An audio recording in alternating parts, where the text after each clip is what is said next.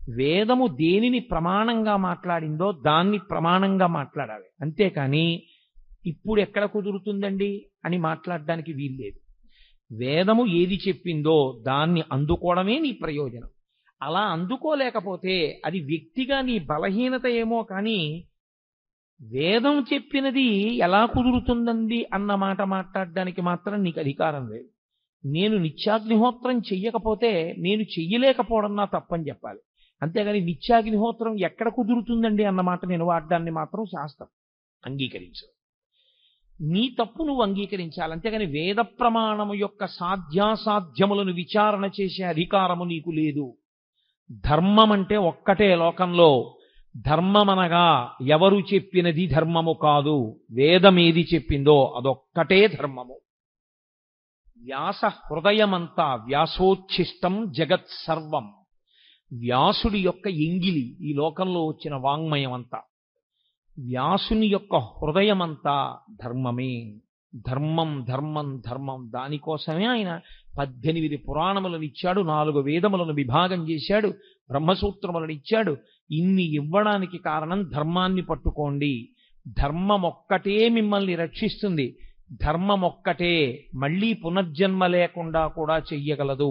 ఎవడు ధర్మాన్ని పట్టుకోబోయి ధర్మం పట్టుకున్నాననుకుని అధర్మాన్ని పట్టుకుంటున్నాడో వాడికి ధర్మము యొక్క ఫలితము పొందలేడు. అది కుదిరేటటువంటి విషయం కాదు.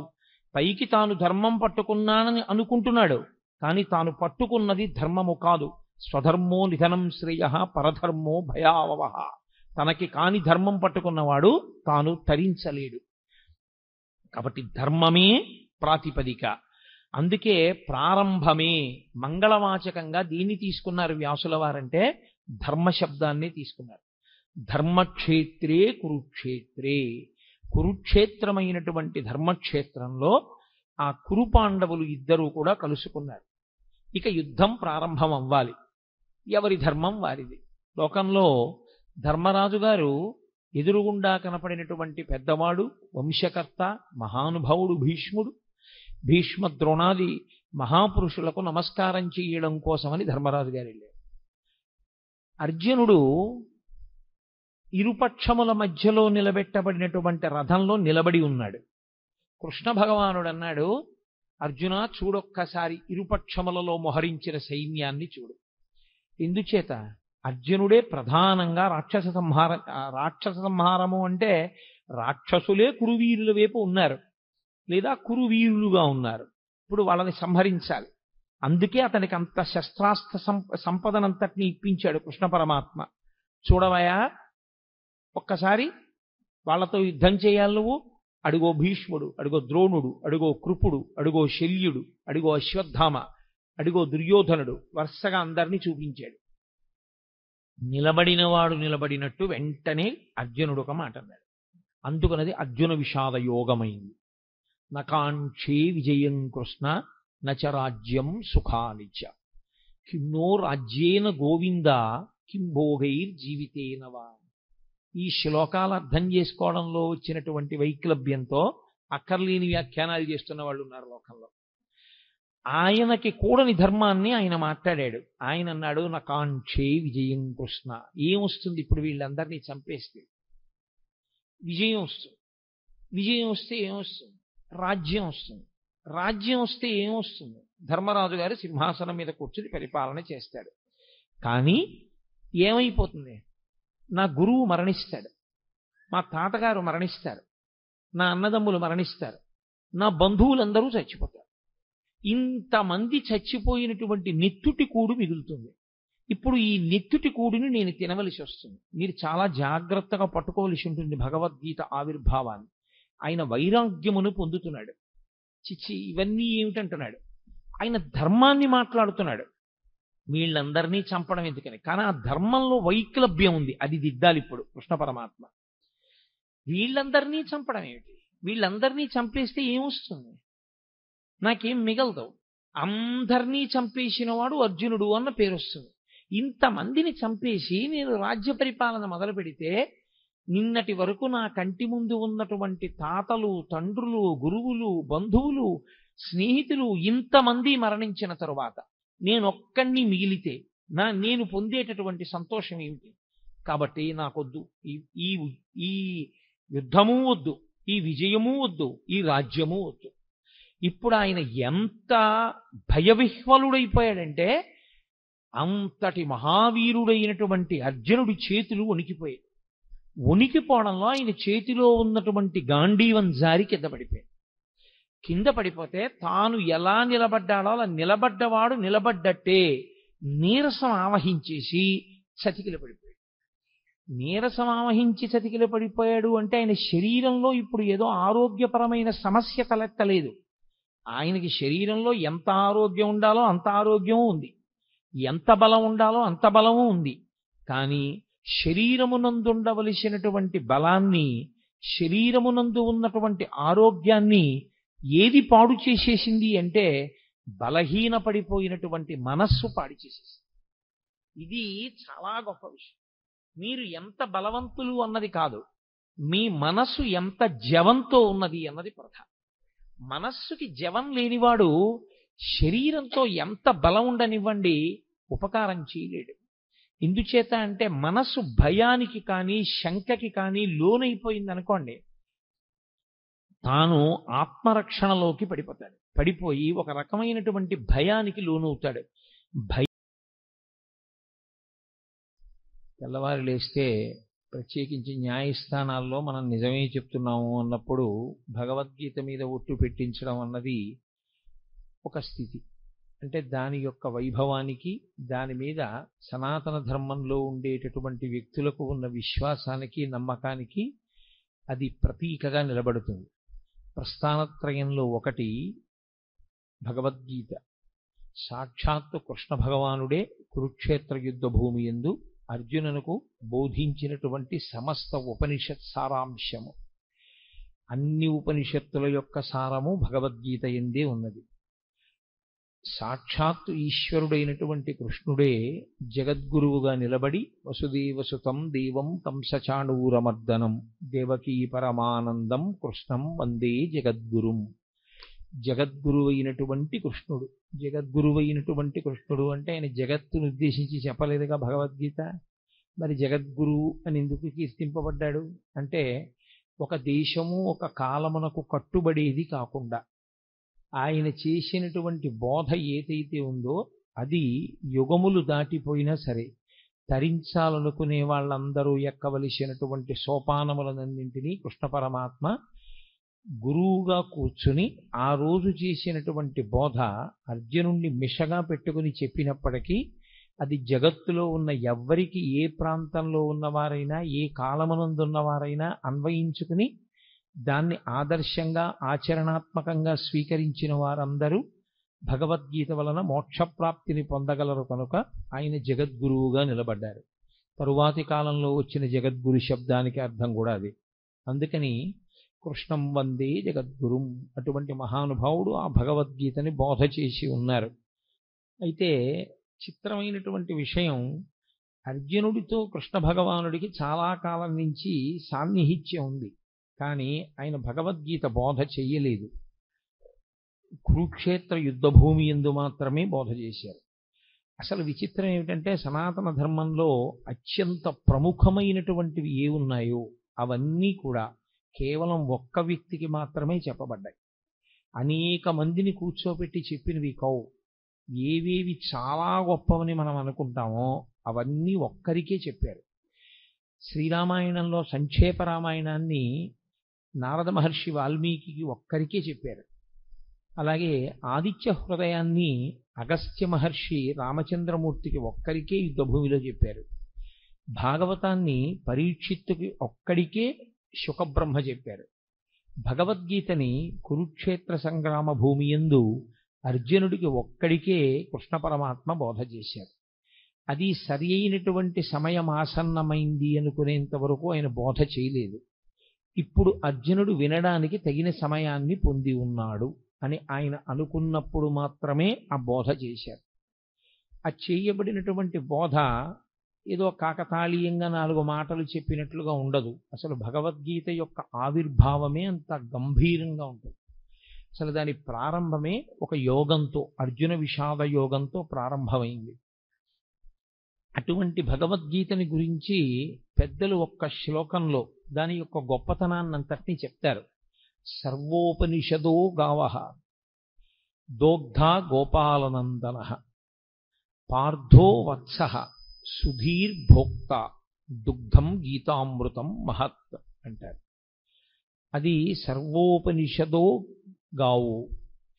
ఆవులు ఉపనిషత్తులు. ఉపనిషత్తులు ఆవులైతే ఉపనిషత్తులు ఉండేది వేదముల యొక్క చివర ఉంటాయి. వాటికి ఆ పేరు రావడం వెనకాతలే ఒక రహస్యం ఉంది. అసలు దాని పేరే ఉపనిషత్. ఉపనిషద్ అన్న మాటకి రెండు అర్థాలు. ఒకటి, ఉపనయనం అయిన తర్వాత గాయత్రీ మంత్రం చెయ్యడానికి కావలసిన అధికారము సిద్ధించిన తరువాత గురువుగారికి దగ్గరగా కూర్చుని బ్రహ్మజ్ఞానమును పొందేటటువంటి అవకాశాన్ని బ్రహ్మచారి పొందితే ఉపనిషద్. పక్కన కూర్చున్నాడు, పక్కన కూర్చుని ఉప శబ్దము చేత దగ్గరగా కూర్చుని గురువుగారి దగ్గర వినడానికి కావలసిన యోగ్యతని పొందడం ఉపనిషదే. షద్ జీర్ణం అవడం నా కానిది, జీర్ణము కానిది లోకంలో బ్రహ్మం ఒక్కటే. జీర్ణము కానటువంటి బ్రహ్మమునకు దగ్గరగా గురువుగారు తన యొక్క బోధ చేత తీసుకుని వెళ్ళడం కూడా ఉపనిషద్.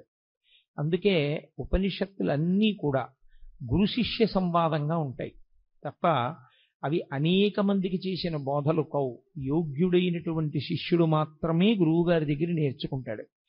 ఆ యోగ్యత శిష్యుడు పొందాడు అని నిర్ధారించవలసింది లోకంలో ఇంకెవ్వరూ కాదు. అది ఒక్క గురువుకు మాత్రమే ఉన్న అధికారం. ఇతను ఈ స్థితిని పొంది ఉన్నాడు, ఇప్పుడు నేను బోధ చెయ్యవచ్చు అని గురువు ఎప్పుడు నమ్ముతాడో అప్పుడు మాత్రమే ఉపనిషత్ సారాంశమును బోధ చేస్తారు, లేదా అసలు ఉపనిషత్తుని బోధ చేస్తారు. అటువంటిది సమస్త ఉపనిషత్తుల సారమైనటువంటి భగవద్గీతని బోధ చేయడానికి ఏదో యోగ్యతని చూడవలసి ఉంటుంది కృష్ణ పరమాత్మ. అంతేకాని ఏ యోగ్యతలు లేకుండా ఇక్కడ ఏదో అడిగాడు ఇక్కడ చెప్పేస్తే బాగుంటుందని చెప్పింది కాదు యుద్ధ భూమిలో. అందుకే అది ఇంకొకరికి వినపడదు కూడా, ఒక్క అర్జునుడికే వినపడుతుంది. అది సర్వోపనిషదో గావో. ఆ ఆవులు ఉపనిషత్తులు. ఉపనిషత్తులన్నీ ఆవులుగా వచ్చి నిలబడితే దోగ్ధ గోపాల నందన. నందన అన్న శబ్దం కొడుక్కి వేస్తారు సాధారణంగా. కొడుక్కి వేసే శబ్దం నందన. యశోదానందన, దేవకీనందన. అలా ఎవరికి నందనుడైతే వారికి ఆయన నందనుడు అంటే ఆనందమునిచ్చువాడు. గోపాలనందన అంటే తండ్రి శబ్దము చేత చెప్పబడినవాడు కాడు, గోపాలురందరికీ ఆనందమునిచ్చేవాడు. ఎవరా గోపాలురు అంటే ఆయన జన్మించినప్పుడు అంత సౌలభ్యంతో వచ్చింది కృష్ణావతారం. పుట్టినప్పుడు మాత్రం ఏదో ఎవ్వరికీ అందుబాటులో లేనటువంటి స్థితిలో జన్మించిన వాడు కాడు. అందరికీ అందుబాటులో ఉండడానికి ఎంతగా ఆచారనిష్ట తెలియని వాళ్ళు ఉంటారో అటువంటి వారి మధ్య పుట్టాడు. తలకడిగితే మొలకడగరు, మొలకడిగితే తలకడగరు. అంత ఆచారం తెలియనటువంటి గోపాల బాలుర మధ్య జన్మించాడు.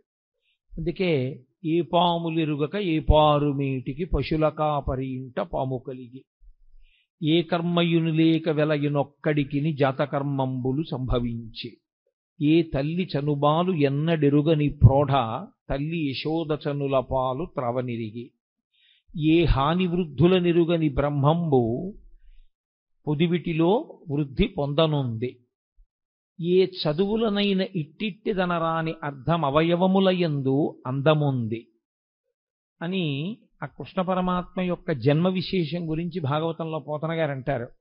అందరికీ అందుబాటులో ఉండేటటువంటి గోపాల బాలుడిగా గోపాల బాలుర మధ్య జన్మించాడు. వాళ్లతో కలిసి ఆడుకున్నాడు, వాళ్లతో కలిసి తిరిగాడు. నిజానికి ఆ వచ్చినటువంటి గోపాలురందరూ కూడా మహర్షులు. మహర్షులందరూ గోపాల బాలురుగా వచ్చారు. కాబట్టి దోగ్ధ గోపాలనందన, పాలు పిండేటటువంటి వాడు కృష్ణ పరమాత్మ. ఆ పాలు పిండడానికి దేంట్లోంచి ఆ పాలు వస్తాయో ఆ ఆవులు ఉపనిషత్తులు. ఉపనిషత్తులు బ్రహ్మమును ప్రతిపాదన చేస్తాయి. ఉపనిషత్తుల యొక్క సారాంశమును చెప్పాలన్నా, ఉపనిషత్ చెప్పాలన్నా తాను ఒక స్థాయిని చేరుకున్నవాడైతే తప్ప చెప్పడానికి అర్హతని పొందడు. కృష్ణ పరమాత్మ జగదాచార్యుడు. అసలు ఆ మాటకొస్తే ప్రతిపాదింపబడవలసినటువంటి బ్రహ్మము ఏది ఉన్నదో అది తానే అయ్యున్నవాడు. బ్రహ్మమును ఎరుగుట చేత తాను బ్రహ్మమవుతాడు ఎవరైనా. బ్రహ్మవిద్ బ్రహ్మైవ భవతి అని. కానీ ఆయన బ్రహ్మవిద్ బ్రహ్మైవ భవతి కాడు, ఆయన స్వయముగా బ్రహ్మము, పరమేశ్వరుడు. అటువంటి కృష్ణుడే ఆచార్యుడయ్యాడు. గురువుకి బ్రహ్మమునకు తేడా చెప్పడం సనాతన ధర్మంలో ఉండదు. గురుర్బ్రహ్మ గురుర్విష్ణు గురుర్దేవో మహేశ్వర గురు సాక్షాత్ పరబ్రహ్మ తస్మై శ్రీ గురవై నమః. అటువంటి గురువయ్యాడు. కాబట్టి సర్వోపనిషదో గావో దోగ్ధ గోపాలనందన.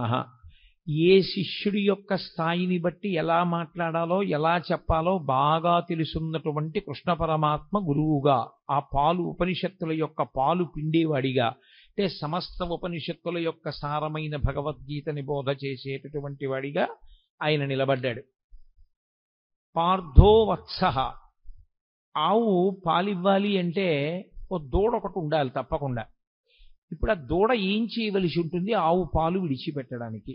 ఆవు పాలు తయారు చేసేటప్పుడు ఉండేటటువంటి ప్రక్రియ చిత్రంగా ఉంటుంది. అది గబగబా తినేస్తుంది. ఈ నూతి గట్టు మీద, చెరువు గట్టు మీద, నది గట్టు మీద ఉండే పసరిక గబగబా తిని తాను ఒక్క చోట కూర్చుని ఎంత ఆనందంతోటో నెమరవేస్తుంది. కడుపులో ఉన్నదాన్ని మళ్ళీ నోట్లోకి తెచ్చుకుని, నోట్లో ఉన్నదాన్ని బాగా నమిలి మళ్ళీ లోపలికి పంపి, ఆ పనికిరాని పచ్చగడ్డిలోంచి పసిపిల్లలు కూడా తాగి బ్రతకడానికి వీలైనటువంటిది, పరమ వృద్ధులైనటువంటి వారు, రోగులు కూడా తాగి బ్రతకగలిగినటువంటి పాలని తయారు చేస్తుంది. ఇంత గొప్ప పాలు కదా, పంచామృతములలో మొదటిది కదా. ఈ పాలతో శివలింగానికి అభిషేకం చేస్తే అంత మహాత్యం ఉంది కదా. ఈ పాలనివ్వడానికి కారణం, ఏ కారణానికి పాలిస్తుంది? దూడ యొక్క ఆర్తిని చూసి పాలిచ్చేస్తుంది. ఆర్తితో ఉన్న దూడ, అమ్మా నీ వలన తప్ప నా జీవితం ఎలా ఉంది అని ఆర్తి పొందినటువంటి దూడ పరిగెత్తుకుంటూ వచ్చి దాని శిరములు నోట్లో పెట్టుకు చప్పరించి 2 గుద్దులు గుద్దగానే విడిచిపెట్టేస్తుంది పాలు. గురువుగారికి ఉండేటటువంటి లక్షణం ఏమిటంటే, శిష్యులు ఆర్తితో వచ్చి గురువుగారి 2 పాదములు పట్టుకుని, గురువుగారు మీరు తప్ప నాకెవరు దిక్కు అని అడగగానే చెప్పకుండా ఉండలేక లోపల దాచుకోకుండా చెప్పేస్తాడు గురువుగారు.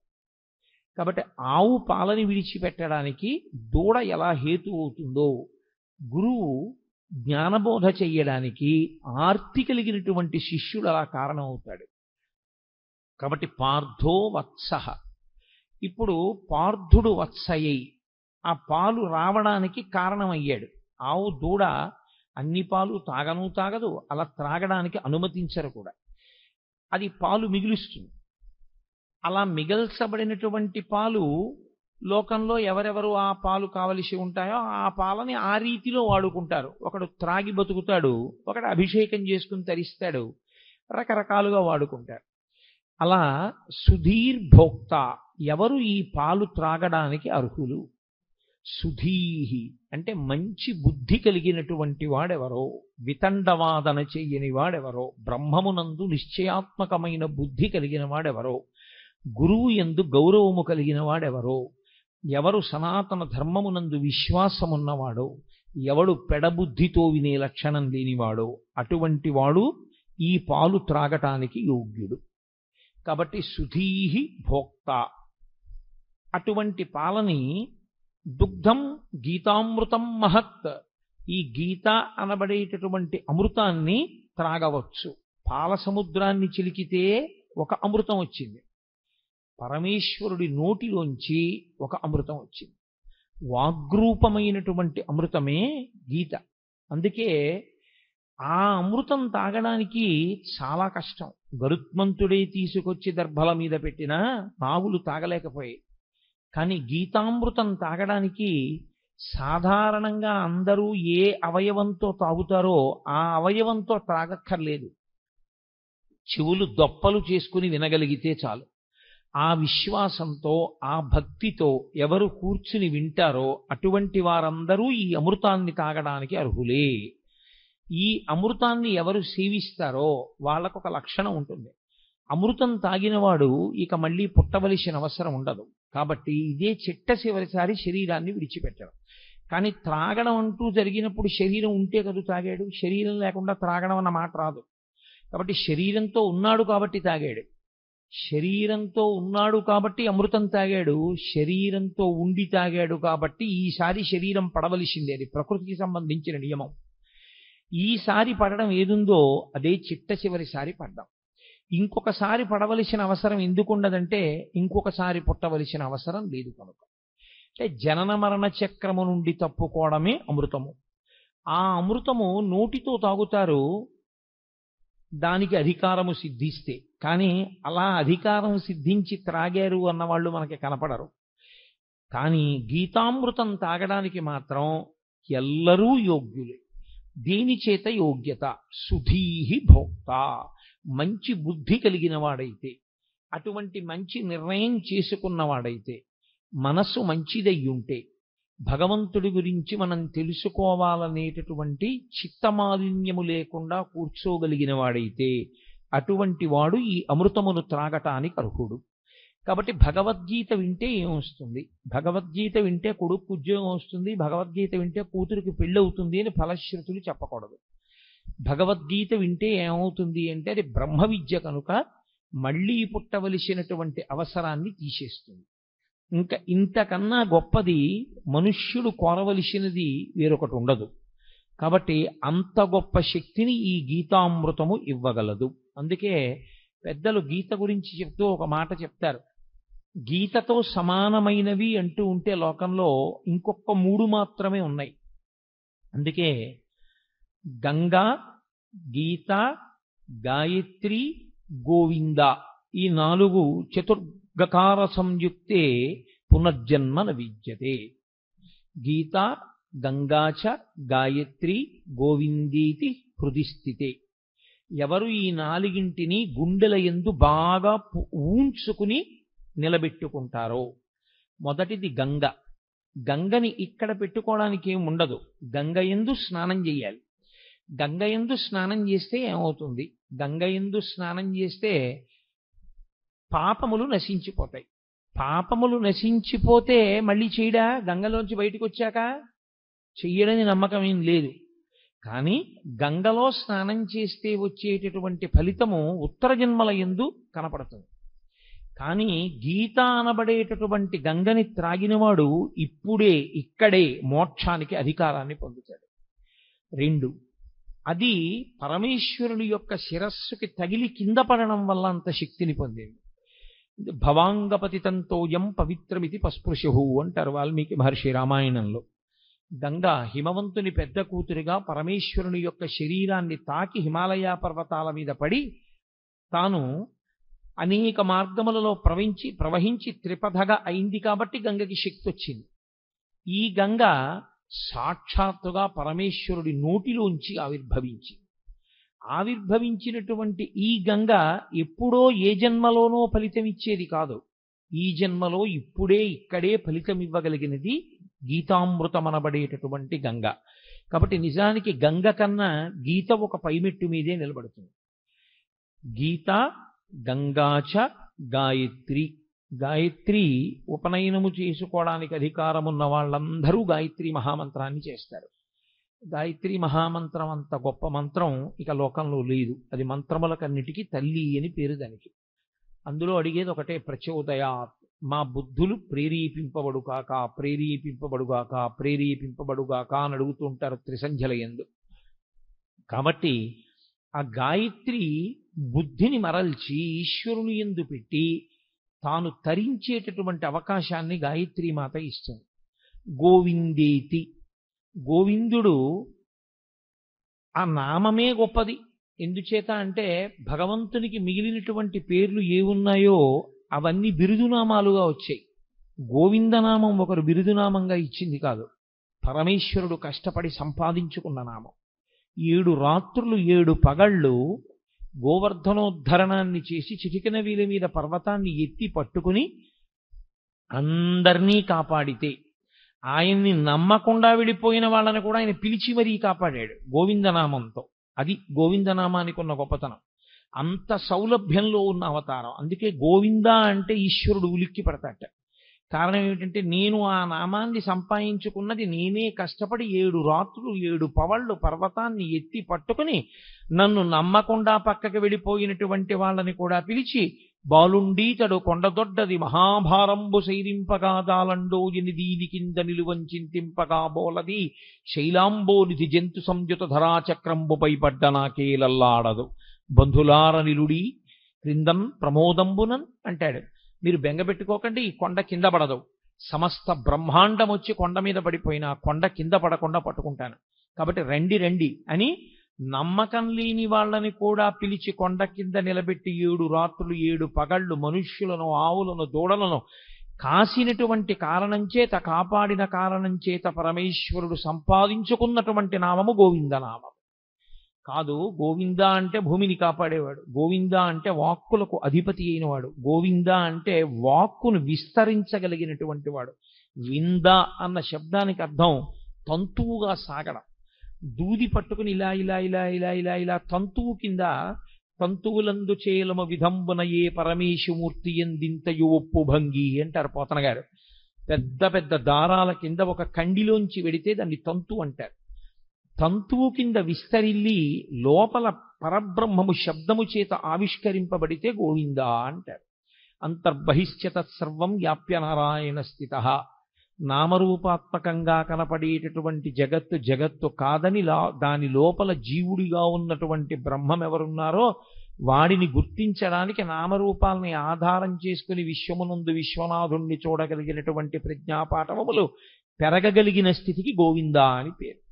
కాబట్టి ఆ గోవిందేతి హృదిస్థితే, ఎవరు ఈ 4గింటిని గుండెలలో పెట్టుకుంటారో అంటే సంతతము ఈ 4గింటిని స్మరణ చేస్తూ ఉంటారో అటువంటి వారందరూ కూడా పునర్జన్మ న విద్యతే, ఇక వాళ్ళు మళ్ళీ వేరొక శరీరాన్ని పొందవలసినటువంటి అవసరము ఉండదు. వాళ్ళు ఈ శరీరమే ఆఖరిసారి పడిపోవడం తప్ప వేరొకసారి శరీరము పడవలసిన అవసరం ఉండదంటే అసలు పుట్టనే పుట్టరు. అంత గొప్పవి ఈ 4. అంత గొప్పవైనటువంటి 4లో ఒకటి గీత. ఈ గీత ఆవిర్భవించినటువంటి విధానం చాలా ఆశ్చర్యకరమైనటువంటి స్థితిలో ఆవిర్భవించింది. మీకు తెలుసు, మహాభారతంలో ఎంత కాదు కాదు కాదు అని పక్కకి తీసుకెళ్లడానికి ప్రయత్నం చేసిన ఈశ్వరుని యొక్క అవతార ప్రయోజనమే రాక్షస సంహారము కనుక, ధర్మమును నిలబెట్టడం కనుక కురుక్షేత్రంలో కురుపాండవులు కలుసుకోవడం యుద్ధం కోసం అనివార్యమైంది. తీరా ఇద్దరూ వచ్చి కలుసుకున్నారు. ఇక యుద్ధం ప్రారంభం అవ్వాలి. ధర్మరాజు గారు పెద్దలకి నమస్కారం చేయడానికి వెళ్ళాడు. అంతవరకు అందులో ధర్మదోషమేం లేదు. వాళ్ళు కలుసుకున్నది కూడా ఎక్కడ అంటే ధర్మక్షేత్రే కురుక్షేత్రే, ధర్మక్షేత్రమైన కురుక్షేత్రంలో కలుసుకున్నారు. వ్యాస భగవానుడు గీతామృతాన్ని ప్రారంభం చేస్తూనే ధర్మ శబ్దంతో ప్రారంభం చేస్తాడు. ధర్మ అంటే పట్టుకోవలసినది, పట్టుకోవడంలో వైక్లభ్యం వస్తే మిమ్మల్ని రక్షించనిది అని గుర్తు. నేను ఒక కుక్క నా మీదకి వస్తున్నప్పుడు నా చేతిలో ఉన్న కర్రని నేను జాగ్రత్తగా పట్టుకోవాలి. అసలు నేను కుక్కని చూసి వణికిపోవడంలో నా చేతి కర్ర జారిపోయింది అనుకోండి, అప్పుడు ఇక ఆ కర్ర నన్ను రక్షించదు. నేను పట్టుకుని ఉన్నంత కాలమే నన్ను రక్షిస్తుంది తప్ప పట్టుకోనికుండా ఉన్నది రక్షించేది కాకుండా పోయేది ఏది ఉంటుందో దానికి ధర్మం అని పేరు. అందుకే నేను తరచు మనవి చేస్తుంటాను, అమరకోశం ధర్మము అన్న మాటని వ్యాఖ్యానం చేస్తే ధ్రియతేవా జనైరితి ధర్మం. ఉపన్యాసాలు చెప్పడానికి పనికొచ్చేది కాదు ధర్మం అంటే, పుస్తకాల్లో చదువుకోవడానికి పనికొచ్చేది కాదు ధర్మం అంటే. అందుకే కఠినమైన నేను మాట చెప్తూ ఉంటాను, ఉపన్యాసాలకి వెళ్ళడం దేవాలయంలోకి వెళ్ళడం కాదు ధర్మం అంటే, బొట్టు పెట్టుకోవడం ధర్మము అని చెప్తూ ఉంటాను. కాబట్టి ధర్మము అంటే ధ్రియతేవా జనైరితి ధర్మం, తాను అనుష్ఠించనిది తనని రక్షించదు. మీకెంత తెలుసు అన్నది మిమ్మల్ని ఎప్పుడూ రక్షించదు. వేదము ఏది చెప్పిందో అది మీరు పట్టుకోగలరా? ఎవరేది చెప్పారన్నది ప్రమాణము కాదు. నేనొకటి చెప్పచ్చు, ప్రమాణం కాదు. ఎంతటి మహాత్ముడైనా కావచ్చు, ఆయన చేసింది ప్రమాణం కాదు, ఆయన చెప్పింది ప్రమాణం కాదు.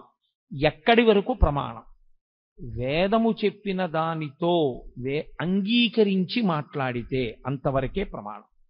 వేదము చెప్పిన దాన్ని వ్యతిరేకించి మాట్లాడితే ఎక్కడ వరకు వేదాన్ని అంగీకరించి మాట్లాడాడో అక్కడ వరకు ప్రమాణవాక్కు మాట్లాడాడని, వేద వ్యతిరేకమైన మాట్లాడినదంతా కూడా దుస్తర్కం చేశాడని అంటారు. దుస్తర్కాస్తు విరమ్యతాం అంటారు శంకరాచార్యుల వారు. దుస్తర్కము చెయ్యవద్దు. వేదో నిత్యమధీయతాం తదుదితం కర్మస్వనుష్ఠీయతాం. వేదం ఎలా చెప్పిందో అలాగే చెయ్యాలి. వేదము దేనిని ప్రమాణంగా మాట్లాడిందో దాన్ని ప్రమాణంగా మాట్లాడాలి. అంతేకాని ఇప్పుడు ఎక్కడ కుదురుతుందండి అని మాట్లాడడానికి వీల్లేదు. వేదము ఏది చెప్పిందో దాన్ని అందుకోవడమే నీ ప్రయోజనం. అలా అందుకోలేకపోతే అది వ్యక్తిగా నీ బలహీనత ఏమో కానీ వేదం చెప్పినది ఎలా కుదురుతుందండి అన్న మాట మాట్లాడడానికి మాత్రం నీకు అధికారం లేదు. నేను నిత్యాగ్నిహోత్రం చెయ్యకపోతే నేను చెయ్యలేకపోవడం నా తప్పని చెప్పాలి. అంతేగాని నిత్యాగ్నిహోత్రం ఎక్కడ కుదురుతుందండి అన్న మాట నేను వాడడాన్ని మాత్రం శాస్త్రం అంగీకరించు. నీ తప్పు నువ్వు అంగీకరించాలి. అంతేగాని వేద ప్రమాణము యొక్క సాధ్యాసాధ్యములను విచారణ చేసే అధికారము నీకు లేదు. ధర్మం అంటే ఒక్కటే లోకంలో. ధర్మమనగా ఎవరు చెప్పినది ధర్మము కాదు, వేదమేది చెప్పిందో అదొక్కటే ధర్మము. వ్యాస హృదయమంతా వ్యాసోచ్ఛిష్టం జగత్ సర్వం. వ్యాసుడి యొక్క ఎంగిలి ఈ లోకంలో వచ్చిన వాంగ్మయం అంతా.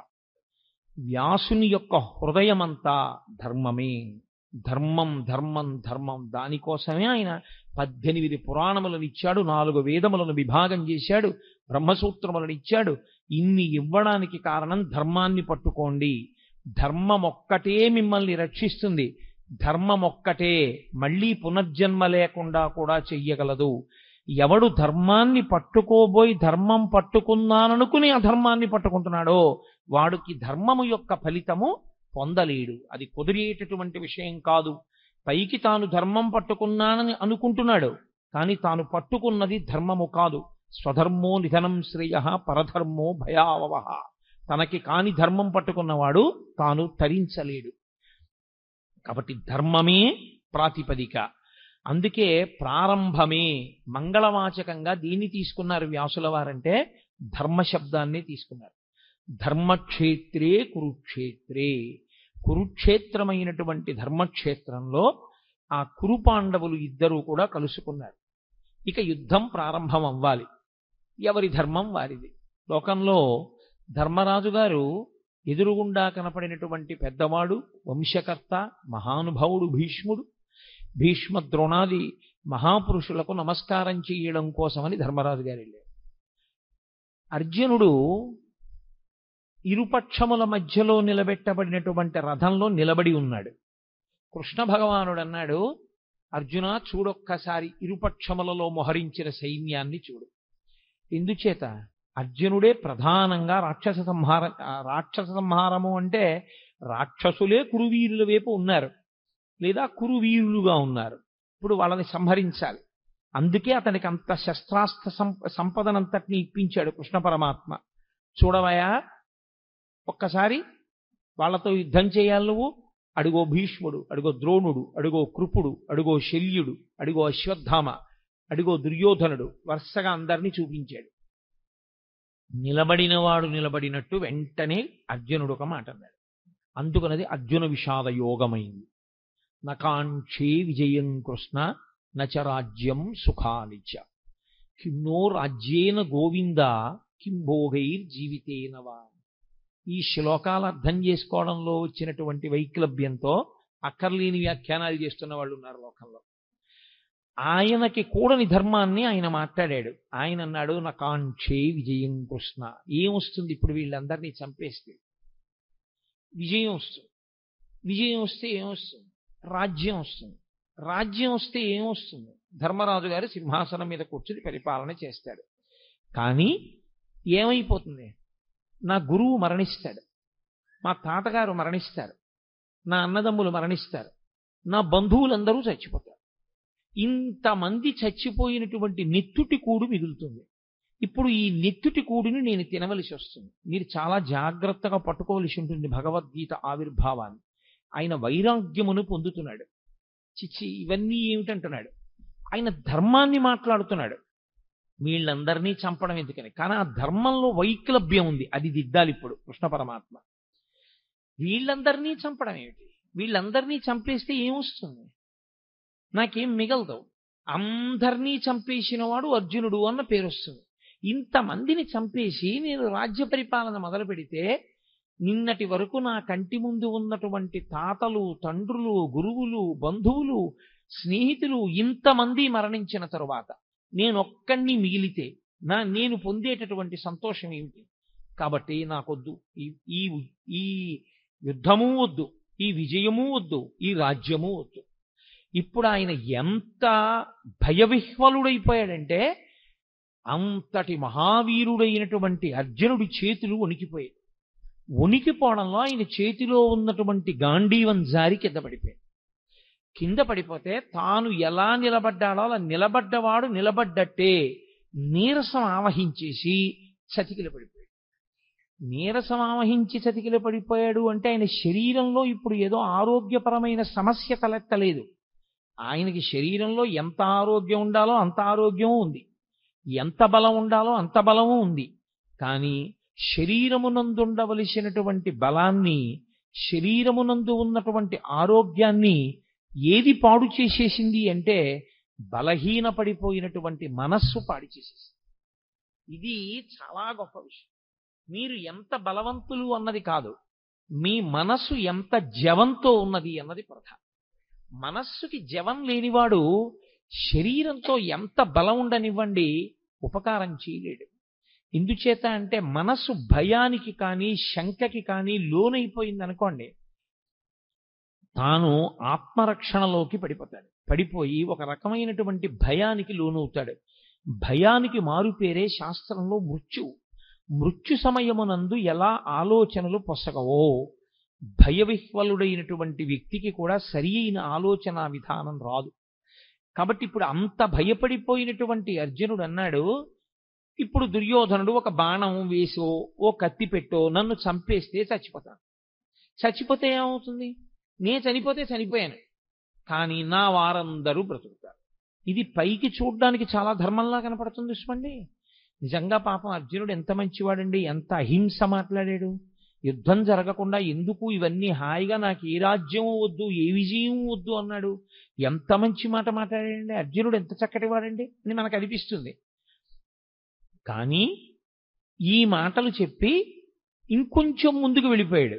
ఇంకొక ఆశ్చర్యకరమైన మాట అన్నాడు, నేను వీళ్ళందరినీ చంపేస్తే ఇక లోకంలో నా బంధువులన్న వాళ్ళు మగవాళ్ళు ఎవరు మిగలరు, అప్పుడు ఆడవాళ్ళు ఒక్కళ్ళే మిగులుతారు. అప్పుడు వీళ్ళందరూ నరకంలోనో స్వర్గంలోనో ఉన్నారనుకోండి, ఏడాదికోసారి తద్దినం పెట్టాలి కదా, తద్దినం పెట్టినప్పుడు నీళ్లు విడిచిపెట్టాలి. అప్పుడు వీళ్ళకి నీళ్లు విడిచిపెట్టడానికి ఉత్తరాధికారులు లేరి, నేను చంపేస్తున్నాను కదా, కొడుకులతో సహా చంపేస్తున్నాను. చంపేస్తే ఇంకా తద్దినం పెట్టడానికి మనుషులు లేరు. లేకపోతే ఆ పితృదేవతలు ఎవరైతే ఉన్నారో పతంతి పితరో హ్యేషాం లుప్త పిండోదక క్రియా, వాళ్ళకి పిండ ఉదక క్రియలు ఉండవు. అంటే పిండం పెట్టేవాడు ఉండడు, నీళ్లు విడిచిపెట్టేవాడు ఉండడు. లుప్త పిండోదక క్రియా, ఈ రెండూ లేకపోవడం వల్ల పతంతి పితరో హ్యేషాం, పైలోకానికి వెళ్ళినటువంటి నా పితృదేవతలు మళ్ళీ కింద పడిపోతారు. పైగా ఎప్పుడైతే పురుషుల యొక్క రక్షణ లేదో వీళ్ళందరూ మరణిస్తే వీళ్ళ భార్యలందరినీ పరజాతుల వాళ్ళు వచ్చి భార్యలుగా స్వీకరిస్తారు. ఇప్పుడు వాళ్ళ వలన సంతానం వీళ్ళకి కలుగుతుంది. క్షేత్రములు మిగిలిపోయి బీజములు లేవు. కాబట్టి ఇప్పుడు కుల సంకరం ఏర్పడుతుంది, వర్ణ సంకరం ఏర్పడుతుంది, జాతులన్నీ కూడా కలగాపలగం అయిపోతాయి. ఇటువంటి ఆధార్మికమైనటువంటి వ్యవస్థ ఏర్పడడానికి నేను యుద్ధం చేయడం అవుతుంది. కాబట్టి కృష్ణ, నేను యుద్ధం చెయ్య. మీకు ఇది పైకి చూడ్డానికి ఎలా ఉంటుందంటే, అయ్య బాబోయ్ అర్జునుడు ఎంత శక్తివంతంగా మాట్లాడాడు, ఎంత గొప్పగా మాట్లాడాడు మహానుభావుడు, ఎంత చక్కటి మాటలు మాట్లాడాడు. నిజంగా అర్జునుడు చెప్పిన మాట కృష్ణుడు విని అర్జునుడిని వెంటనే రథం ఇచ్చి వెనక్కి పంపించేసి ఉంటే, కురుక్షేత్ర సంగ్రామం జరగకపోతే అంత నెత్తురు వరదలై పారదుగా, అంతమంది చచ్చిపోరుగా, ప్రశాంతంగా ఉంటుందిగా. మరి ఎందుకు కృష్ణ పరమాత్మ అంతగా పట్టుపట్టి మరీ కురుక్షేత్ర యుద్ధం చేయించినట్టు, ఎందుకంత బోధ చేసినట్లు, ఆయన ఎందుకు మాట్లాడినట్లు? అర్జునుడు మాట్లాడిన దాంట్లో వచ్చిన నష్టం ఏమిటి ఆయన మాట్లాడిన తప్పు అని మనకు అనిపిస్తుంది. అర్జునునికి కలిగినటువంటి విషాదము యోగమైంది భగవద్గీతలో. అందుకే అర్జున విషాద యోగము అని పిలిచారు. యోగ అంటే భగవద్గీతలో కృష్ణ భగవానుడే చెప్పాడు, యోగ కర్మసు కౌశలం. కర్మసు కౌశలం అంటే చేయవలసినటువంటి పనిని కౌశలముతో, అంటే శాస్త్రవిహితముగా, ప్రతిఫలాపేక్షారహితముగా, కర్తవ్యతా బుద్ధితో చేసినటువంటి వాడెవడో వాడు కౌశలముతో చేసినవాడు. తాను చెయ్యవలసినది ఒకటి ఉంటుంది లోకంలో, శాస్త్రము చేత విధింపబడినది. శాస్త్రము ఏది చెయ్యాలని విధించిందో అది చెయ్యడమే తన యొక్క కర్తవ్యము. అలా కాకుండా నెత్తికొత్తుకున్నది ఏదుందో అది బాధ్యత. బాధ్యత కుంగ తీసేస్తుంది మనిషిని, కర్తవ్యం మెట్లెక్కిస్తుంది. కాబట్టి తాను చెయ్యవలసింది తాను చెయ్యాలి. క్షత్రియుడికి అంతఃపురాలు ఇచ్చారు, రాజభోగాలు ఇచ్చారు, పరిపాలన చెయ్యమని ఇచ్చారు. దేని కొరకు? క్షత్రియుడు మంచం మీద చచ్చిపోవడం అత్యంత హేయమైన విషయంగా చూసింది శాస్త్రం. ఆనాటికి ఉన్నటువంటి వ్యవస్థ అటువంటిది. ఆయన 10 మందిని రక్షించాలి. అందుకే తనకి వైరం ఉందా లేదా అనవసరం, తనకి వైరం ఉన్నా లేకపోయినా తాను మాత్రం అమాయకులను పీడించేటటువంటి వాళ్ళని నిగ్రహించడం కోసం యుద్ధభూమికి వెళ్ళి అలా అమాయకుల్ని పాడు చేసేటటువంటి వాళ్లతో చేసేటటువంటి యుద్ధంలో తాను శరీరం విడిచిపెట్టినా తాను స్వర్గానికి వెళ్తాడు తప్ప, తనకి అక్కర్లేని ధర్మం నెత్తి మీద వేసుకుని తన కర్తవ్యాన్ని తాను విస్మరిస్తే, తాను ప్రశాంతంగా శాంతి బోధ చేస్తూ తాను మరణిస్తే, లోకంలో ఉన్న వాళ్ళందరినీ బాధ పెడుతున్నటువంటి రాక్షస శక్తుల్ని దునుమాడవలసినటువంటి వాడు తన కర్తవ్యాన్ని తాను నిర్వర్తించకుండా అక్కరలేని కర్తవ్యాన్ని తెచ్చి తన నెత్తి మీద పెట్టుకుని ఆ కర్తవ్య నిర్వహణ చేత తాను శరీరం విడిచిపెడితే అటువంటి వాడు అధమలోకాలకు వెళ్ళిపోతాడు, అధమ ఉపాధుల్లోకి వెళ్ళిపోతాడు. కాబట్టి ఎవరు చెయ్యవలసినటువంటి కర్తవ్యాన్ని వాళ్ళు చెయ్యవలసి ఉంటుంది. ఇప్పుడు అర్జునుడికి వచ్చినటువంటి పెద్ద వైక్లభ్యం ఎక్కడొచ్చిందంటే, ధర్మము అన్నదాన్ని ఒకదాన్ని పట్టుకున్నాడు. సంపడం తప్పు, అందులో సందేహం లేదు. భూతదయ అన్ని ధర్మములలోకి గొప్ప ధర్మం, నిష్కారణంగా చంపకూడదు. కానీ ధర్మమును నిలబెట్టడం కోసం ధర్మాన్నే పాడు చేస్తున్న వాళ్ళు ఎవరున్నారో అటువంటి వాళ్ళని సంహరించి ధర్మాన్ని నిలబెట్టవలసినటువంటి కర్తవ్యం క్షత్రియుడి. అసలు తాను చెయ్యవలసిన ధర్మాన్ని, తన కర్తవ్యాన్ని తాను విస్మరించి తాను అక్కర్లేని ధర్మాన్ని ఒకటి నెత్తి మీద పెట్టుకున్నాడు. ఇక్కడ వచ్చింది సమస్య అంతా. అక్కరలేని వైరాగ్యాన్ని నెత్తి మీద పెట్టుకుని అక్కరలేని విషయాన్ని తాను అన్వయం చేసుకుని తాను చెయ్యవలసిన అవసరం లేని పని తాను చేస్తానని, తాను చెయ్యవలసిన పనిని తాను చెయ్యనని భీష్మించుకోవడం చేత తాను పాడవడమే కాకుండా ఇప్పుడు లోకంలో అధర్మం నిలబడకుండా చెయ్యవలసిన వాడు అలా చెయ్యకపోతే అధర్మము విచ్చలవిడిగా పెరిగిపోతుంది. కనుక తద్దోషము అర్జునుడికి రాకుండా మళ్లీ ధర్మాన్ని నిలబెట్టడానికి ధర్మం విషయంలో అతను ఎక్కడ పొరపాటు పడుతున్నాడో ఆ పొరపాటుని దిద్దవలసి ఉంది. అది అడ్డుపెట్టి మాట్లాడుతున్నది అర్జునుణ్ణి. కానీ అసలు మన ధర్మం ఏమిటి, మనం ఏం చెయ్యాలి, మనం ఎందుకు పాడవుతుంటాం, మనకి మళ్ళీ మళ్ళీ ఎందుకు పునర్జన్మ కలుగుతూ ఉంటుంది, ఈ రహస్యాలన్నీ తెలుసుకోవాలనుకుంటున్నటువంటి వాడికి కృష్ణుడు చేసినటువంటి భగవద్గీత బోధని వినడం తప్ప, దాన్ని ఆచరణలోకి తెచ్చుకోవడం తప్ప తప్పించుకోవడానికి పునర్జన్మని వేరొక మార్గం మాత్రం ఉండదు. అందుకే ఆనాడు అర్జునుడికి చెప్పడం అన్నది మిష. కానీ మనం కూడా అందరము అటువంటి కురుక్షేత్రంలోనే నిలబడతాం. మనందరికీ కూడా ధర్మం విషయంలో మీమాంస, ధర్మం విషయంలో అనుమానం. ఏం చెయ్యాలో తెలియదు, ఏం చెయ్యకూడదో తెలియదు. చెయ్యకూడనివన్నీ తాను ఎత్తుకుంటాడు. అసలు తాను చెయ్యవలసింది తాను చెయ్యడు. ఎలా తరిస్తాడు? తాను తరించలేడు దానివల్ల. అందుకని నీవేది చెయ్యాలో తెలుసుకుని నువ్వు అది చెయ్యడంలో నువ్వు నైపుణ్యాన్ని సాధించాలంటే, అటువంటి కౌశలమును నువ్వు పొందాలంటే, ఆ కౌశలము చేత నువ్వు యోగమును పొందాలంటే అనేన యుజ్యతే ఇది యోగ అంటాడు పతంజలి. అనేకముగా ఉన్నవి ఒక్కటిగా మారి ఆ ఒక్కటిగా నువ్వు నిలబడి ఒకటి యందు ప్రవేశించి ఒకటిగా అనుభవాన్ని పొంది రెండవది లేదు కనుక భయాన్ని పొందకుండా శరీరాన్ని విడిచిపెట్టగలిగినటువంటి సాక్షి మాత్రపు శక్తిని నువ్వు పెంపొందించుకొనగలిగితే దానికి యోగమని పేరు. ఇప్పుడు అర్జునుడు పొందినటువంటి కష్టం ఏదుందో దానికి జవాబు చెప్పాలి. చిత్రం ఏమిటంటే 1వ అధ్యాయం మొత్తం మీద అర్జున విషాద యోగంలో కృష్ణ భగవానుడు ఎక్కడా మాట్లాడలేదు. ఇందుచేత అంటే ఎవడికి ధర్మం విషయంలో అనుమానం ఉందో, ఎవడు పొరపాటు జీవితం గడుపుతున్నాడో, ఎవడు ఈ అయోమయంలో ఉన్నాడో వాణ్ణి ముందు తనకున్న అయోమయం అంతా మాట్లాడినివ్వాలి. అందుకని ముందే నోరు నొక్కేశారనుకోండి, అసలు నన్ను చెప్పనిస్తే కదండి అంటాడు. అందుకని ముందు మాట్లాడనివ్వాలి. ఎంత మాట్లాడతాడో అంతా మాట్లాడనిచ్చి అప్పుడు తాను మాట్లాడాలి ఆచార్యుడు. అందుకే 2వ అధ్యాయం వచ్చేంత వరకు అసలు కృష్ణ భగవానుడు నోరు విప్పలేదు. మనం డాక్టర్ గారి దగ్గరికి వెడతాం. డాక్టర్ గారి దగ్గరికి వెడితే డాక్టర్ గారు మనకున్నటువంటి అనారోగ్యాన్ని అడుగుతాడు. మనకేం తెలుసు అంటే దేని మూలంగా రోగం వచ్చిందో మనకి తెలియదు. వచ్చిన రోగం వల్ల మనం పడుతున్న బాధ ఒకటే మనకి తెలుసు. మనమేం చెప్పగలం? మన బాధ ఒకటే చెప్పగలం డాక్టర్ గారికి. ఏమిటో డాక్టర్ గారు సాయంకాలం అయ్యేటప్పటికి జ్వరం వచ్చేస్తుందండి, పొద్దున్న తిన్నది జీర్ణం అవుతుంది, రాత్రి 7 గంటలు 6 దాటిందంటే ఇంకా ఒళ్ళు వేడెక్కుతుంది, ఏది తిన్నా జీర్ణం అవ్వదు సరికదా, వాంతి అయిపోతుందండి, రాత్రిపూటే ఉంటుంది. వీడు బాధ ఒకటే చెప్తూ ఉంటాడు. వింటూ డాక్టర్ గారు ఏం ఆలోచిస్తాడంటే వీడికి సాయంకాలం 6 అయ్యేటప్పటికి జ్వరాన్ని కల్పించగలిగినటువంటి సూక్ష్మాంగ జీవి ఏది ప్రవేశించి ఉంటుంది, దాని వలన వీడిలో ఏ రకమైనటువంటి జ్వరం ప్రకోపించి వీడికి జీర్ణం కాకుండా ఆహారం బయటికి వెళ్ళిపోతుంది. ఇప్పుడు మందు దేనికి వెయ్యాలంటే మూలానికి వెయ్యాలి. ఏ సూక్ష్మక్రిమి శరీరంలో ప్రవేశించడం చేత అతనికి సాయంకాలం జ్వరం వచ్చి తిన్న పదార్థం జీర్ణం కాకుండా వాంతవుతోందో ఆ సూక్ష్మక్రిమి మీద అతను ఔషధాన్ని ఇవ్వాలి. అంతేకాని వాంతి అయిపోకుండా ఏం చేయాలో లవంగమొగ్గ నవలాలో ఏలక్కాయ నవలాలో చెప్పడానికి అతని భార్యే చాలు, పక్కింట్లో ఉన్న వాళ్ళే చాలు, డాక్టర్ గారు అక్కర్లేదు దానికి. డాక్టర్ గారు చెప్పవలసింది మూలాన్ని ఛేదించాలి. అర్జునుడు మాట్లాడితే అర్జునుడు మాట్లాడిన మాటల వెనక ఛేదింపబడవలసినటువంటి మూలాల్ని కృష్ణ పరమాత్మ పట్టుకున్నాడు. ఇది అందుకే భవద్భీషిణి అయింది. గీతకి భవద్భీషిణి అని పేరు ఉండడానికి కారణం అదే.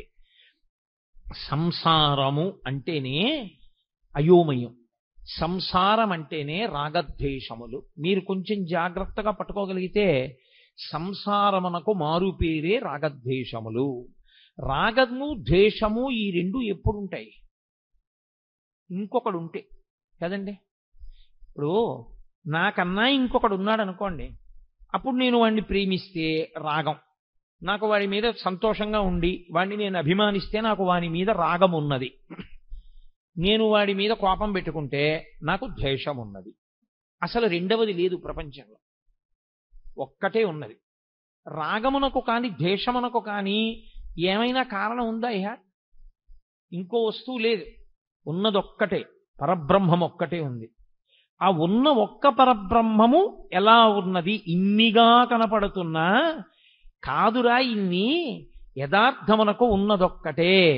అన్ని నగలుగా కనపడుతున్నా ఉన్నదొక్క బంగారమైనట్టు, అనేక కుండలుగా కనపడుతున్నా ఉన్నదొక్క మన్నైనట్టు, అనేక కడవలలో పోసిన ఉన్నది ఆ ఆవు పాలైనట్టు, అనేకమైన ఆవులున్నా అన్నిటి యొక్క పాలలో ఉన్న ధర్మము ఒక్కటైనట్టు, మనకి ఉన్నది ఒక్కటే పదార్థము అని తెలిసిందనుకోండి, ఇప్పుడు ప్రేమించడానికి లేదు, ద్వేషించడానికి లేదు. కాబట్టి ఇప్పుడు అర్జునుడికి రాగము పుట్టింది, ద్వేషము పుట్టింది. ద్వేషం ఎవరి మీద పుట్టిందంటే తన మీదే పుట్టింది. అయ్యో నేను వీళ్ళని చంపేస్తాను, వీళ్ళని చంపేస్తే ఇదిగో వీళ్ళందరూ పాడైపోతారు, వీళ్ళందరూ పాడైపోతారు, వాళ్ళ మీద ఒక పిచ్చి రాగం పట్టుకుంది, వాళ్ళ మీద ఒక పిచ్చి ప్రేమ, అర్థం లేని ప్రేమ పట్టుకుంది, కాబట్టి నేను వీళ్ళని చంపను. ఈ రాగద్వేషములనేటటువంటివి ఏర్పడడానికి కారణము రెండవ వస్తువు ఉండడం. ఇప్పుడు ఈ రెండవ వస్తువు ఉన్నది అనేటటువంటిది ఏదో, దానినే మోహము అని పిలుస్తారు శాస్త్రంలో. అజ్ఞానావస్థ, అవిద్య, దాని చేత వచ్చినటువంటి అయోమయావస్థ. ఈ అయోమయం పోవాలి అంటే గురుబోధ వినా మార్గం ఉండదు. కాబట్టి ఇప్పుడు కృష్ణుడు గురువుగా నిలబడి మాట్లాడాలి. అందుకు ఆయన మాట్లాడుతున్నాడు. ఇప్పుడు కృష్ణుడు మాట్లాడితే ఏమవుతుంది? అర్జునుడికి ఏ మోహము తనకున్నదని తనకి తెలియదో అది పోయిందని తెలుస్తుంది. తనకి ఉన్నప్పుడు ఇది ఉంది, అందుకు ఇలాంటి ఆలోచనలు వచ్చాయని తెలియదు. పోయి మళ్ళీ తనకి ధర్మం తెలిసిపోయాక తనకేం పోయిందో తెలుస్తుంది. అందుకే గీతంతా అయిపోయిన తర్వాత నీకేమర్థమైంది అని అడిగాడు. నాకు భగవద్గీత అర్థమైందని చెప్పలేదు. నష్టో మోహ స్మృతిర్లబ్ధ. నేను ఏ మోహము, ఏ అజ్ఞానము, ఏ అవిద్య నన్ను పట్టుకుందో అది పోయింది. నాకు ఏది ఇంత పూర్వం తెలిసి ఉన్నదో అది ఇప్పుడు మళ్ళీ నాకు తెలిసి వచ్చింది. అంటే జ్ఞానము మీద కమ్ముకున్నటువంటి మేఘములు ఎగిరిపోయి ఈ స్థితి మళ్ళీ నువ్వు బోధించడం చేత నాకు కుదిరింది. అందుకని ఇప్పుడు అర్జునుడు అవధి లేనటువంటి అజ్ఞానంతో మాట్లాడేశాడు. మాట్లాడి మాట్లాడి మాట్లాడి మాట్లాడి తనే పెంచేసుకున్నటువంటి బెంగ ఇదంతా. ఇది చాలా చిత్రమైనటువంటి లక్షణం. సాగిపోయినంత కాలం బాగుంటుంది. ఏదైనా ఒక సమస్య వచ్చేందనుకోండి, ఆ సమస్య వచ్చేటప్పటికీ తానుగా నిలబడి కర్మఫలాన్ని అనుభవించేసేయగలిగినటువంటి శక్తి అందరి యందు ఉండడం సాధ్యమయ్యే విషయం కాదు. చాలా చాలా కష్టం. అక్కడికి వచ్చేటప్పటికీ గిజగిజగిజలాడిపోయి ఖచ్చితంగా ద్వైతీభావంలోకి వెళ్ళిపోతాడు. వాడు నేను రెండు భావాలు వస్తాయి. అభిమానము చేత కాని ద్వేషము చేత కాని వచ్చేస్తుంది. ఈ వచ్చినప్పుడు మాట్లాడటమే చాలా కష్టం. అక్కడ ఆ భావనల నుంచి శిష్యుణ్ణి పైకెత్తి స్వధర్మం దగ్గర నిలబెట్టాలి. మళ్ళీ ఏది ధర్మమో దాని యందు నిలబెట్టాలి. అది నిలబెడుతున్నాడు ఆయన. ఇప్పుడు ఆయన నిలబెట్టడంలో ఒక్క అర్జునుడు కాదు అలా నిలబడేది. గీత చదువుకుంటున్న వాళ్ళందరూ అటువంటి ధర్మక్షేత్రంలో, అటువంటి కురుక్షేత్రంలో నిలబడ్డవాళ్ళే. మనం అందరం కూడా రాగము ద్వేషము ప్రతి క్షణం. చిత్రం ఏమిటంటే రాగము శాశ్వతముగాను ఉండదు, ద్వేషము శాశ్వతముగాను ఉండదు. ఒకప్పుడు మీరు అపారమైన రాగముతో ఉన్న వ్యక్తి మీరు అపారముగా ద్వేషించే వ్యక్తి, మీరు అపారముగా ద్వేషించే వ్యక్తి మీరు అపారముగా ప్రేమించే వ్యక్తి మారిపోతుంటుంది. ఇప్పుడు రాగము ద్వేషము మారడానికి వ్యక్తియా కారణము, మనస్సా కారణము? ఏది తనకి అనుకూలమో అది జరగకపోవడం చేత ద్వేషం వచ్చింది, ఏది తనకి అనుకూలము కాదో అది జరగడం వల్ల ద్వేషం వచ్చింది. ఇప్పుడు ఈ రాగద్వేషములు రెండూ పోవడానికి అవిద్య పోవాలి. ఈ అవిద్య పోవాలి అంటే అది గురువు గారు మాట్లాడితే తప్ప శిష్యుడికి పోదు. కాబట్టి ఇప్పుడు ఏం చేస్తాడంటే అవిద్యలో విడుతున్నవాడు విశేషమైన చిత్తభ్రాంతికి, చిత్తమాలిన్యానికి, భయానికి లోనైపోతాడు. ఈ భయానికి అంతుండదు. ఇంకా ఎంత భయంతోటో వెర్రిముర్రి ఆలోచనలన్నీ పెరిగిపోతుంటాయి. ఈ పెరిగిపోతూ వెళ్ళిపోతూ ఉండడం అనేటటువంటిది అర్జునుడి విషయంలో ఎక్కడ వరకు వెళ్ళిపోయిందంటే, అదిగో పైనుంచి పితృదేవతలు పడిపోతారు, వాళ్ళకి పిండాలుండవు, ఉదక క్రియలుండవు. ఆ తరువాతి కాలంలో వాళ్ళ భార్యల యందు జన్మించేటటువంటి సంతానం అంతా కూడా కులసంకరం అయిపోతుంది. ఇంతమందిని చంపేసి నాకెందుకు ఈ నిత్యుడి కూడు, ఇన్నిన్ని పెద్ద మాటలు మాట్లాడేస్తున్నాడు, అక్కర్లేనివన్నీ మాట్లాడేస్తున్నాడు. మాట్లాడనిచ్చాడు, బాగా మాట్లాడనిచ్చాడు. ఇంత అర్జునుడు ఏమైపోయాడో తెలుసా అండి? ఇంతమంది శత్రువుల్ని అస్త్రప్రయోగం చేసి చంపగలిగినటువంటి అర్జునుడు తన మనసు తనకి బరువైపోతే, తన చిత్తము మలినమైపోతే, తాను పెంచుకున్న భయానికి తాను వశుడైపోతే, తాను గాంధీవం వదిలేసి కూలబడిపోయి కృష్ణ పరమాత్మ యొక్క కాళ్ల మీద పడిపోయి బావా బావా అని పిలిచేటటువంటి వాడు ఒక ఆశ్చర్యకరమైనటువంటి మాట అన్నాడు. నేను నీకు శిష్యుణ్ణి అని. మాం త్వం ప్రపన్నః, నేను నిన్ను శరణాగతి చేస్తున్నాను. నువ్వు ఏం చేయాలో తెలుసా? శిష్యుడనైన నన్ను ఉద్ధరించాలి. నాకు మార్గం తెలియట్లేదు. ఇదే అతను చేసిన చాలా మంచి పని. ఏమైనా ఉంటే అర్జునుడు ధర్మక్షేత్రమైన కురుక్షేత్రంలో చేసినటువంటి ఈ పని వల్ల భగవద్గీత పుడుతోంది. ఈ పని వల్ల గీతామృతం వస్తోంది. ఈ పని వల్ల వచ్చినటువంటి గీతామృతం కాలంతో దేశంతో సంబంధం లేకుండా మానవాళిని తరింపచేస్తూనే ఉంది.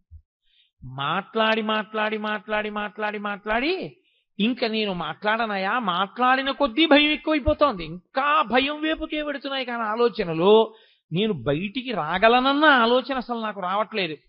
కాబట్టి మీరు వినా నాకు శరణ్యము లేదు. గురువు గారి కాళ్ళ మీద పడిపోయి నేను ప్రపన్నుడను అంటే నేను శరణాగతి చేస్తున్నాను, మీరు నన్ను స్వీకరించి నా యొక్క బాధనంతటినీ పోగొట్టండి. ఇప్పుడు అసలు నేనేం చెయ్యాలి నాకు అర్థం కావట్లేదు అన్నాడు. ఎవరు? యుద్ధం చేస్తానని వచ్చినవాడు. ఇప్పుడు కాదు, ఎప్పటి నుంచో యుద్ధం చేస్తాను కౌరవుల్ని సంహరిస్తానని పెద్ద తపస్సు చేసి పరమేశ్వరుణ్ణి సాక్షాత్కరింపజేసుకుని పాశుపతాస్త్రం పొందినవాడు, అంతమంది దేవతల దగ్గర అన్ని అస్త్రాలు పొందినవాడు, అంతమంది గురువుల్ని సేవించినవాడు, ఎప్పుడు కురుక్షేత్ర సంగ్రామం జరుగుతుందా కౌరవుల్ని మట్టు పెడదామని ఎదురు చూసినవాడు, ఇవాళ ఆశ్చర్యంగా యుద్ధం చేయడం మాట దేవుడిని కృష్ణ పరమాత్మ యొక్క కాళ్ళ మీద పడిపోయి, కృష్ణ నీవు తప్ప నాకు దిక్కెవరు, కాబట్టి నువ్వే నన్ను రక్షించాలి. ఆయన మాట్లాడడం మొదలుపెట్టాడు. ఆయన మాట్లాడుతూనే ప్రారంభం ఏమన్నా తెలుసా అండి?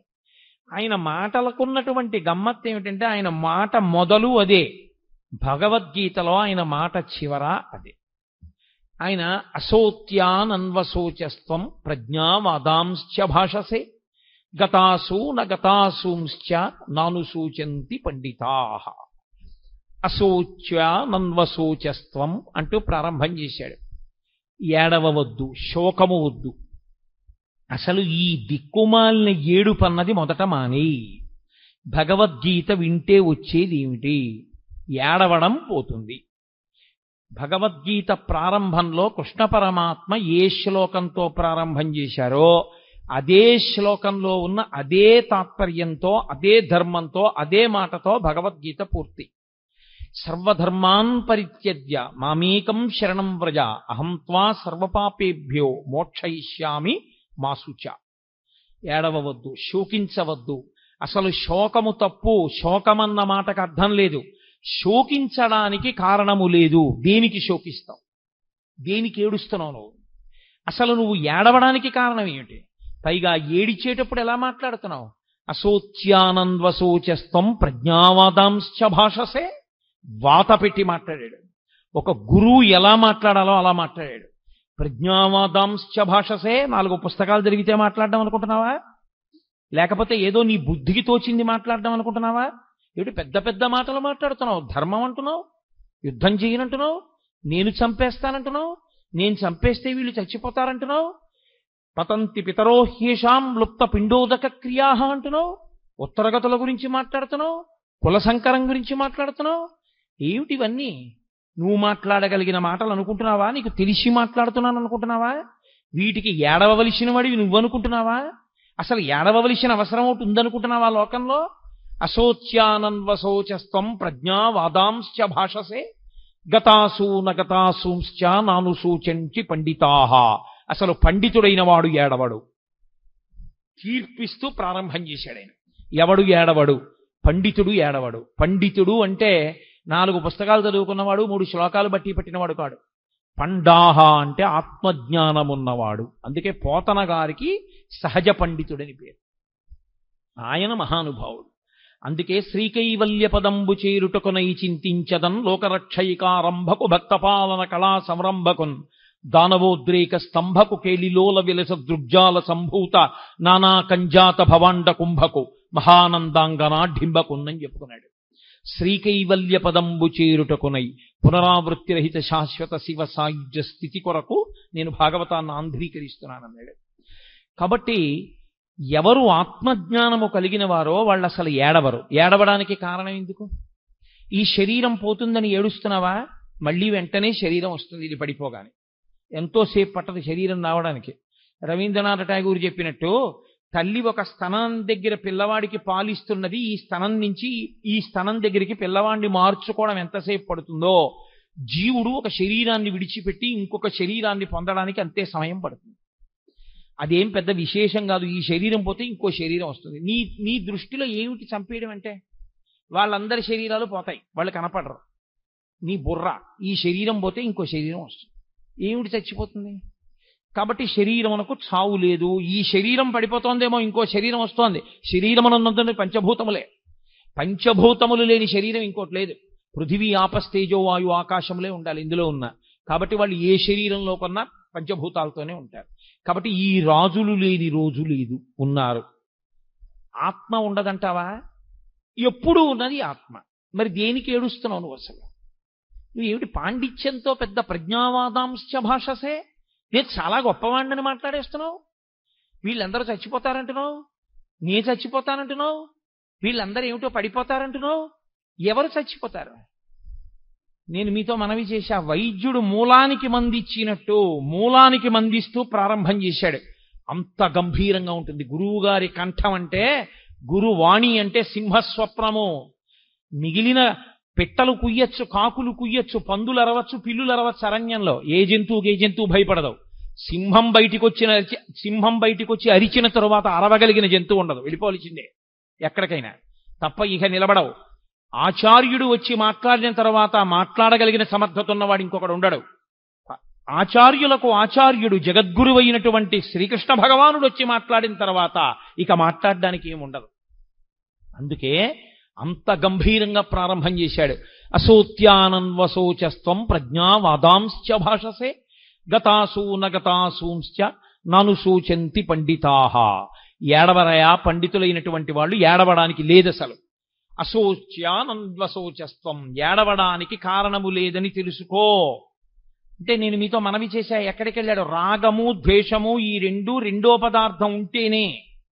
అసలు రెండవ పదార్థము లేదు, ఉన్నది ఒకటే పదార్థమైనప్పుడు ఆ పదార్థమునకు రాగము లేదు, ద్వేషము లేదు. ఏడిపెందుకు నీకు? దేనికి ఏడుస్తున్నావు? ఏ కారణానికి ఏడుస్తున్నావు? ఉలిక్కి పడ్డాడు ఇంత అర్జునుడు. అక్కడి నుంచి వెళ్ళిందండి భగవద్గీత. ఎన్ని ధర్మములు, ఎన్ని విషయములు, ఎన్ని గుణములు, ఎన్నిటిని బోధ చేశాడో. అందుకనది యోగమైంది. అర్జున విషాదము యోగం ఎందుకైందంటే ఆ విషాదము ధర్మ సంబంధమైనది.